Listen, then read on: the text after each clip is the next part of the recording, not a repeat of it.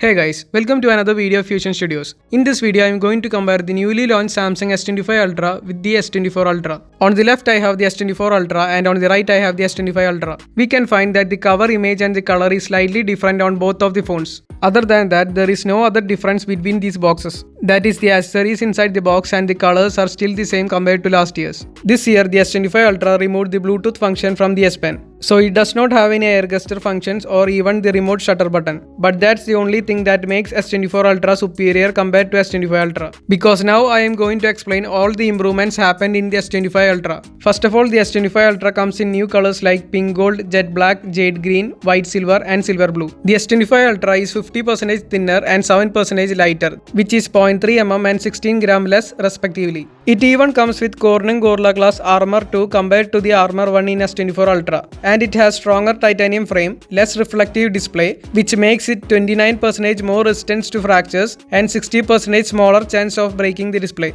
The S25 Ultra have faster AI feature due to its latest Snapdragon 8 Elite processor. And now the CPU is 37% faster, GPU is 30% faster, and finally the NPU is 40% faster than before. It also comes with less bezels. Now moving on to its design and button placements, at the bottom the only difference we can find is that the hole to open the SIM ejector tray is on the left side for S24 Ultra and on the right side for S25 Ultra. Also we can spot that the edges are squared compared to S24 Ultra. Now moving on to the sides, we can easily spot that the S24 Ultra is curved while as the S25 Ultra is flat, and both feels a little bit different when we touch the sides. Now moving on to the top, both have two microphone holes, but the holes in the S25 Ultra is much closer compared to S24 Ultra. On the right side, the volume rocker and power button are at the same position, and there is no spottable changes. S25 Ultra have a feature called Pro Upscaler when we set the screen resolution to QHD+. This feature was only available before on Samsung TV. That is, it can upscale 720p videos to 1080p. Another noticeable change you can find in the design is that the S25 Ultra have smooth and rounded corners compared to the sharp corners in S24 Ultra. This makes the S25 Ultra more comfortable and easier to hold. Now moving on to the camera lengths, the S24 Ultra have silver rings around it, while the S25 Ultra have bigger lengths and black rings around it. The S25 Ultra have also changed the lenses on the top and bottom to 50 megapixel. The S24 Ultra had a 12 megapixel ultra-wide camera with aperture 2.2, while the S25 Ultra have a 50 megapixel ultra-wide camera with aperture 1.9. So compared to the S24 Ultra, the S25 Ultra can take better quality and color accurate photos like in the main camera. Even the macro photos are much more detailed and better. The S25 Ultra can record log videos, have smooth zoom option in video mode, and virtual aperture option in pro mode. The S25 Ultra comes with Bixby and Gemini integration. I have also uploaded S25 versus S24 comparison, One UI 7 update, all new features and changes video, and even the S25 Ultra unboxing video. If you want to book the S25 series, I have given the Venus Digital Arcade's contact number in the description below. So thank you for watching the video guys. If you like the video, hit the like button. If you have any doubts, comment in the comment section below. Also don't forget to subscribe this channel to get all the latest updates.